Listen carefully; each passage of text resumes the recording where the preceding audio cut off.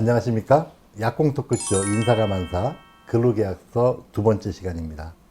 한창훈 세무사님, 이주영 상무님과 함께 근로계약서 작성 시 주의할 점을 알아보도록 하겠습니다. 약국에서의 구체적인 케이스를 한번 생각해 보면 도움이 될 것 같은데요.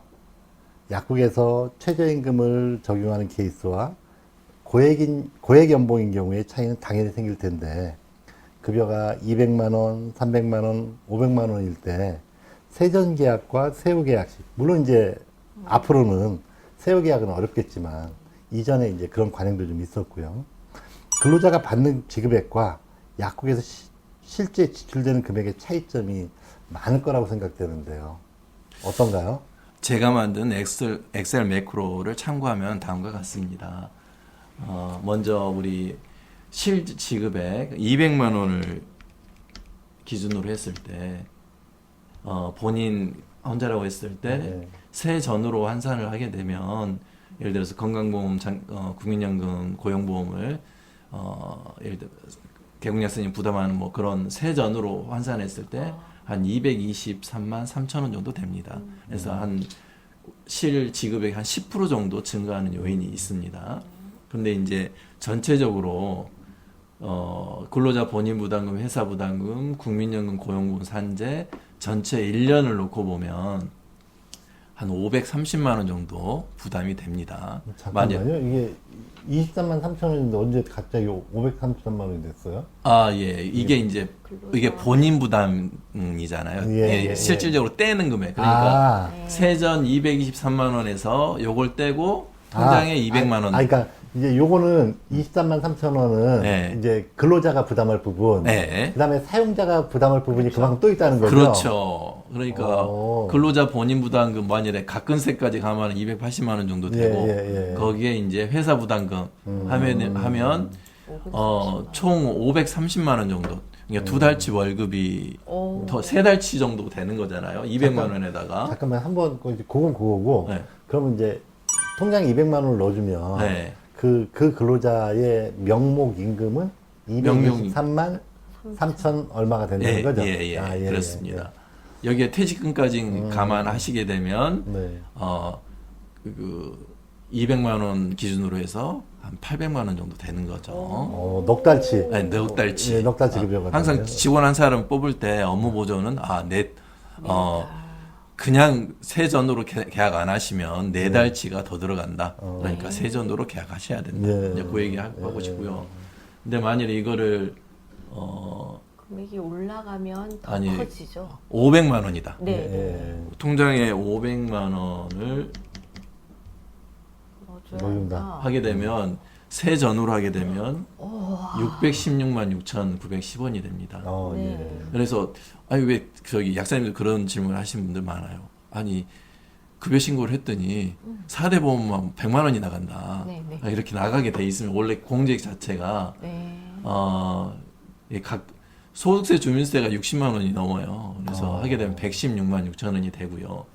1년으로 따지게 되면 아까 했던 2천만 원이 넘습니다. 그러니까 4달치 월급이 4대 보험료, 가끔세, 본인 부담금, 회사 부담금 나가게 되고, 퇴직금까지 하게 되면 5달치 월급인 거죠. 근데 요거 갑자기 제가 툭 여쭤봐서 죄송한데, 그 직장인들의 그 꿈의 연봉 1억, 1억 하면 한 630만 원 입력하면 1억 나오나요? 한번 볼까요?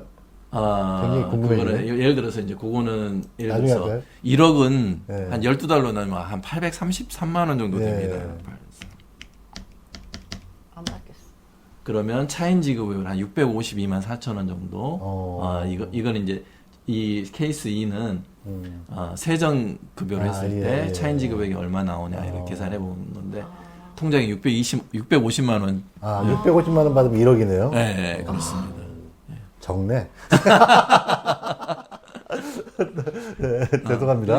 이게 저기 약사님들 항상 이제 근무약사하고 계약을 하실 때, 근로계약서 할 때, 세전 급여가 얼마인지를 한번 느껴보시고 이렇게 계약을 하셔야 될 것 같아요. 그래서 500만이다 그러면 616만 원입니다. 즉 20% 이상의 급여 상승 요인이 있고요.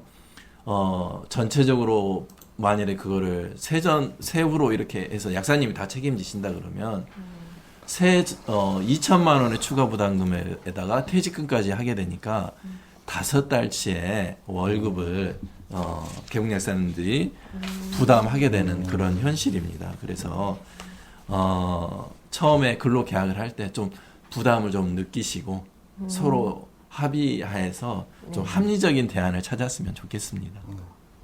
그 세후 계약이 얼마나 큰 금액 차이가 나는지를 이렇게 딱 계산해 주시니까 정말 네. 확 와닿는 것 같은데요. 예. 사실 주변에 자신이 버는 돈을 연봉으로 환산했을 때 굉장히 높게 나와서 놀랐다는 분들이 굉장히 많으신데 이렇게 계약서를 어떻게 하느냐가 굉장히 중요하고 정말 정상대로 법대로 계약해야 되겠다는 생각이 듭니다. 예. 사실 우리가 이제 세후 급여를 지급하다 보면은 그 여러 가지 문제점이 있는데 그 중에 하나가 약국을 옮겼을 때 이 세금을 누가 부담할 거냐, 이게 좀 문제가 되는 경우가 가끔 있었어요. 예, 아주 많습니다. 네. 제가 한번 예를 들어서 한번 설명을 드리도록 하겠습니다. 2021년 김 근무약사이신데 A 약국에서 6개월 근무하고 퇴사하고 B 약국에서 6개월 이상 근무하고 내년에 2020년 3월 10일 날 연말정산하게 될 경우에 이제 생기는 문제점들입니다. A 약국에서는 아까 보신 매크로 이렇게 하시면 월 가끔세 대납액은 급여를 예를 들어서 450만 원이다 했을 때 주민세 포함해서 지방소득세 포함해서 30만 5,620원을 매월 이렇게 가끔세로 떼게 됩니다. 6개월이면은 450만 원이면 2,700만 원이 될 거고요. 그 다음에 그때 이제 그 퇴사하면서 퇴사자들 중도 퇴사자들 연말정산을 하게 됩니다. 네. 간단하게. 네. 그렇게 되면 세금이 2,700만 원이니까 세금이 그렇게 많이 안 나옵니다.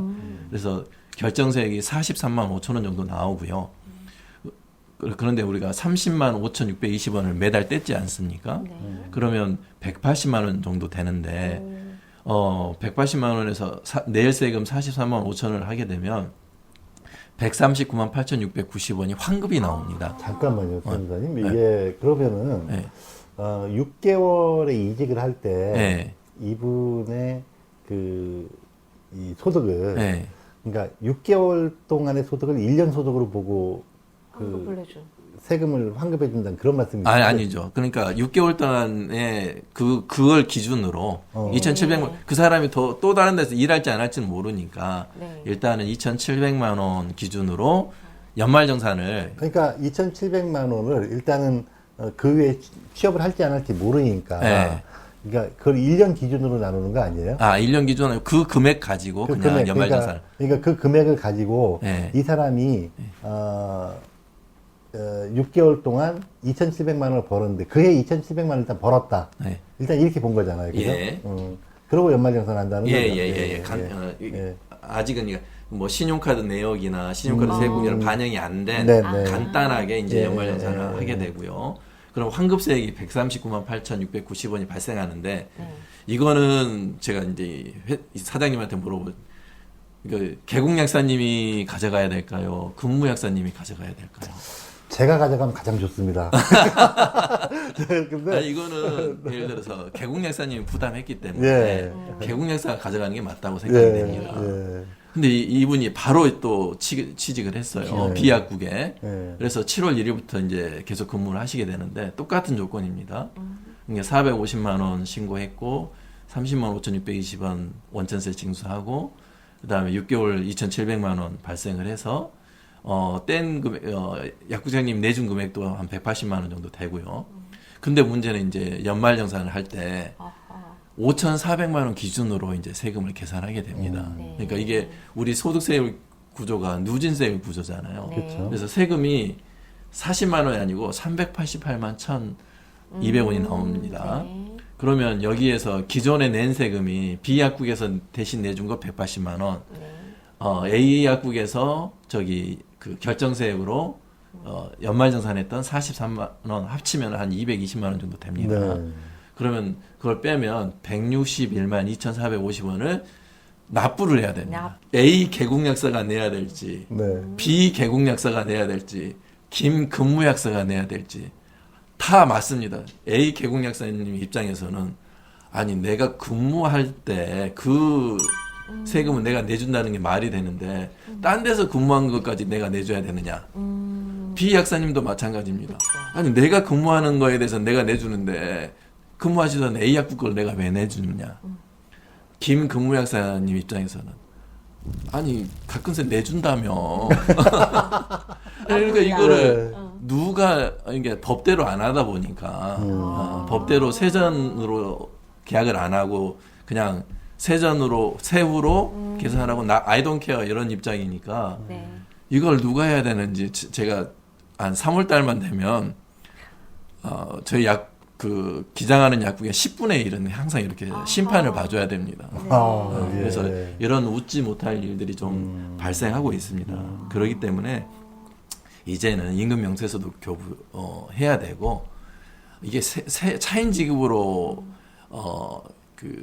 하지 못하는 책임지는 못하는 여러 가지 사항들이 좀 있습니다. 그래서 세전으로 근로계약을 하시고 그렇게 하는 게 좀 중요할 것 같습니다. 그래서 아까 그 근로계약서 작성을 할 때 세전 금액이 어느 정도 된 걸 확인하시고 네. 이런 말을 한 번씩 해보셔야 될 것 같습니다. 네. 우리 근무약사님한테 이게 세전으로 하게 되면 20% 정도 추가 부담이 되고 또 퇴직금도 있고 그러니까 이 가끔씩만이라도 본인이 좀 부담하는 형태가 되면 한 10% 정도 해서 예를 들어 400만 원 기준으로 했을 때 한 440만 원 세전으로 하고 그 가끔세하고 근로자 본인 부담금은 우리 김 약사가 좀 부담하는 게 어때? 이런 형태로 좀 얘기를 해서 근로계약을 하시는 게 좋을 것 같습니다. 하여튼 새로운 대안을 말씀을 하셨는데 네. 어쨌든 근무약사와 개국약사 모두가 이제 한 발씩 물러나서 예. 합의점을 찾았으면 좋겠다라는 말씀을 하신 것 같아요. 예. 네. 하여튼 수고 많으셨습니다. 아유. 네. 이제까지 임금명세서 근로계약서에 대해서 살펴봤는데요. 도움 말씀 주신 한창훈 세무사님, 이주영 선생님 감사드립니다. 제목처럼 인사가 만사입니다. 오늘 내용을 참고하셔서 약국 경영에 도움이 되시고 부자 되시기 바랍니다. 감사합니다. 감사합니다.